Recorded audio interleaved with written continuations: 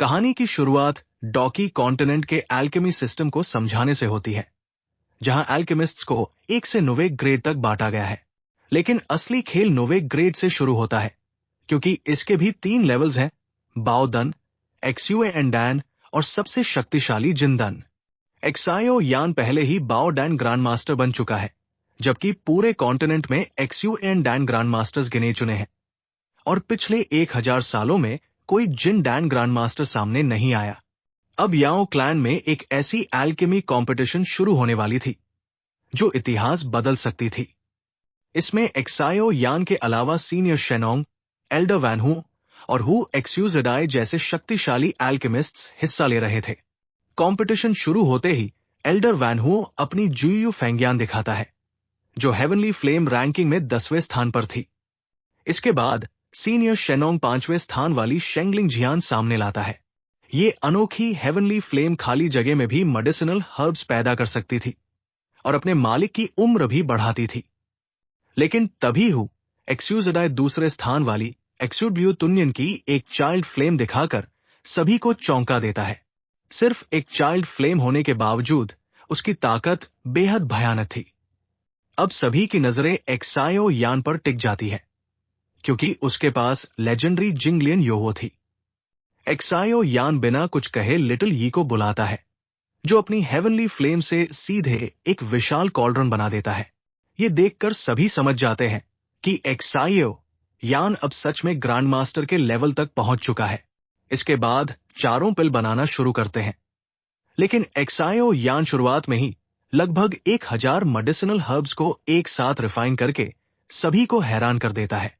याओ एक्सिंग को यकीन नहीं होता कि ये वही लड़का है जो कुछ साल पहले सिर्फ एक साधारण दोजुन था। अब उसकी सोल पावर इतनी बढ़ चुकी थी कि अपनी उम्र के लगभग हर जीनियस को पीछे छोड़ चुकी थी। जल्द ही चारों अपनी हर्ब्स को रिफाइन कर लेते हैं, लेकिन तभी हू एक्सुजेडाई फैसला करता है कि इतनी बड़ी कंपटीशन में साधारण पिल बनाना बेकार है। इसलिए वो सीधे 9 ग्रेड की एक्सुए एंड डैन बनाने के लिए हेवन एंड अर्थ की एनर्जी खींचना शुरू कर देता है। उसे देखकर बाकी दोनों सीनियर एल्केमिस्ट्स भी यही फैसला करते हैं, और आखिर में एक्सायो यान भी पीछे नहीं रहता। अब एक साथ 4 9 ग्रेड की एक्सुए एंड डैन बनाई जा रही थी। वहां मौजूद लोगों ने जिंदगी में शायद एक एक्सुए एंड डैन भी बनते नहीं देखी थी, लेकिन आज उनके सामने 4 बन रही थी। मगर जल्द ही एक बड़ी समस्या सामने आती है। एक एक्सुए एंड डैन के लिए ही बहुत ज्यादा एनर्जी चाहिए होती है, और यहां 4 बनाई जा रही थी। इसलिए अब असली मुकाबला इस बात का था कि कौन सबसे ज्यादा एनर्जी अपनी तरफ खींच सकता है। 3 दिन बीत जाते हैं और हजारों मील के इलाके की लगभग सारी एनर्जी खत्म हो जाती है, लेकिन फिर भी किसी की एक्सुए एंड डैन पूरी नहीं होती। अब सभी को लगने लगता है कि शायद इस कंपटीशन में कोई भी सफल नहीं होगा। लेकिन तभी हू एक्सुजेडाई अपनी असली चाल चलता है। वो एक्सुड्ब्यू तुन्यन की चाइल्ड फ्लेम छोड़कर बाकी कॉम्पिटिटर्स की एनर्जी चुराने की कोशिश करता है। उसका इरादा दूसरों की महज छीनकर अपनी एक्सुए एंड डैन पूरी करने का था, मगर उसने एक्सायो यान और लिटिल यी को बहुत कम समझ लिया था। जैसे ही उसकी चाइल्ड फ्लेम हमला करती है, लिटिल यी उसे पकड़कर उल्टा रिफाइन करना शुरू कर देता है। जिस फ्लेम से हू एक्सुजेडाई दूसरों की एनर्जी चुराना चाहता था, अब वही एक्सायो यान के लिए एनर्जी का सोर्स बन जाती है। ये देखकर हू एक्सुजेडाई गुस्से से पागल हो जाता है। उसे यकीन नहीं होता कि एक्सायो यान की हेवनली फ्लेम 2 स्थान वाली एक्सुड्ब्यू तुन्यन की चाइल्ड फ्लेम को भी दबा सकती है। अब हू एक्सुजेडाई सीधे हमला करने की कोशिश करता है, लेकिन सीनियर शेनोंग और एल्डर वैन हुओ भी उसके खिलाफ खड़े हो जाते हैं। दोनों साफ कर देते हैं कि उन्होंने सैकड़ों साल की जिंदगी में कभी किसी से डरना नहीं सीखा।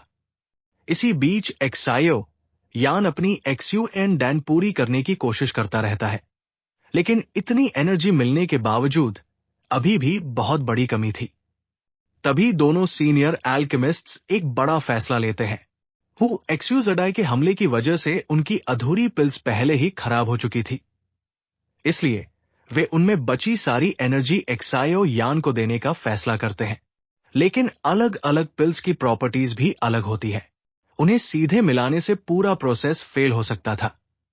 और यही एक्सायो यान की जिंगलियन योहो काम आती है। उसकी प्यूरिफिकेशन पावर अलग अलग तरह की एनर्जी को रिफाइन करके प्योर एनर्जी में बदल सकती थी। इसलिए वहां मौजूद चारों एल्केमिस्ट्स में सिर्फ एक्सायो यान ही ऐसा था जो सभी की एनर्जी को एक साथ इस्तेमाल कर सकता था। दोनों सीनियर्स अपनी पिल्स की एनर्जी एक्सायो यान को दे देते हैं। जैसे ही वो इस एनर्जी को अपनी एक्सयूएन डैन में डालता है, पूरा आसमान काले बादलों से ढक जाता है और भयानक बिजली गरजने लगती है। सभी समझ जाते हैं कि एक्सायो यान की एक्सयूएन डैन आखिरकार आकार लेने वाली है। ये देखकर हु एक्सयूजेडाई पूरी तरह पागल हो जाता है, क्योंकि जिस एक्सयूएन डैन के लिए उसने इतने दिनों तक मेहनत की थी, उसकी एनर्जी का फायदा भी आखिर में एक्सायो यान को ही मिल गया। कुछ ही देर में आसमान से पिल्स की बारिश होने लगती है और एक्सायो यान की नवे ग्रेड की एक्सयूएन डैन सामने आ जाती है। लेकिन अभी सबसे खतरनाक परीक्षा बाकी थी, लाइटनिंग ट्रिब्यूलेशन। दूसरी पिल्स के विपरीत नवे ग्रेड की एक्सयूएन डैन को बनाने वाला एल्केमिस्ट उसे बिजली से बचा नहीं सकता। पिल को पूरी तरह जन्म लेने के लिए खुद इस भयानक लाइटनिंग ट्रिब्यूलेशन का सामना करना पड़ता है। एक के बाद एक शक्तिशाली बिजली के हमले एक्सयूएन डैन पर गिरते हैं। सभी सांस रोककर ये नजारा देख रहे थे और फिर अचानक एक जबरदस्त एनर्जी पूरे इलाके में फैल जाती है। एक्सायो यान सफल हो चुका था। उसने सच में नोवे ग्रेड की एक्सयूएन डैन बना ली थी। लेकिन जन्म लेते ही ये पिल भागने की कोशिश करती है। हैरानी की बात यह थी कि उसके अंदर अपनी इंटेलिजेंस थी और वो अपना रूप बदलकर लोगों को धोखा भी दे सकती थी। मगर एक्सायो यान तुरंत उसकी चाल समझकर उसे पकड़ लेता है। अब कंपटीशन का नतीजा साफ था। याओ क्लैन के चीफ घोषणा करते हैं कि टियानफ्यू अलायंस के एक्सायो यान ने नोवे ग्रेड की एक्सयूएन डैन बनाकर पूरे डॉकी कॉन्टिनेंट के नंबर 1 एल्केमिस्ट का खिताब जीत लिया है। इतनी कम उम्र में एक्सायो यान उस मुकाम तक पहुंच चुका था जिसका बड़े बड़े ग्रैंड मास्टर्स सिर्फ सपना देखते थे। सभी उसके मास्टर याओ चेन की भी तारीफ करते हैं, जिन्होंने ऐसा शिष्य तैयार किया था। लेकिन एक्सायो यान के यहां आने की एक और बड़ी वजह थी। वो अपने मास्टर याओ चेन का नाम दोबारा क्लैन मॉन्यूमेंट पर लिखवाना चाहता था। उसके कुछ कहने से पहले ही याओ क्लैन के चीफ उसकी इच्छा समझ जाते हैं। वो मानते हैं कि याओ चेन ने एक्सायो यान जैसा शिष्य तैयार करके साबित कर दिया कि वो खुद याओ क्लैन के सबसे महान जीनियसेस में से एक था। इसलिए याओ चेन का नाम दोबारा क्लैन मॉन्यूमेंट पर लिखने की अनुमति मिल जाती है। ऐसा लग रहा था कि एक्सायो यान ने आज वो सब हासिल कर लिया जिसके लिए वो यहां आया था। लेकिन तभी खुशी का माहौल अचानक बदल जाता है। हु एक्सयूजेडाई आगे बढ़ता है और याओ क्लैन के पास मौजूद टुवॉश एंशिएंट गॉड जेड उधार मांगता है। उसकी ये मांग सुनते ही सभी गुस्से में आ जाते हैं। लेकिन हु एक्सयूजेडाई के चेहरे पर जरा भी डर नहीं था। इसके बजाय वो एक खतरनाक मुस्कान के साथ ऐसी घोषणा करता है जिसे सुनकर पूरे याओ क्लैन के होश उड़ जाते हैं। आज याओ क्लैन खत्म होने वाला है।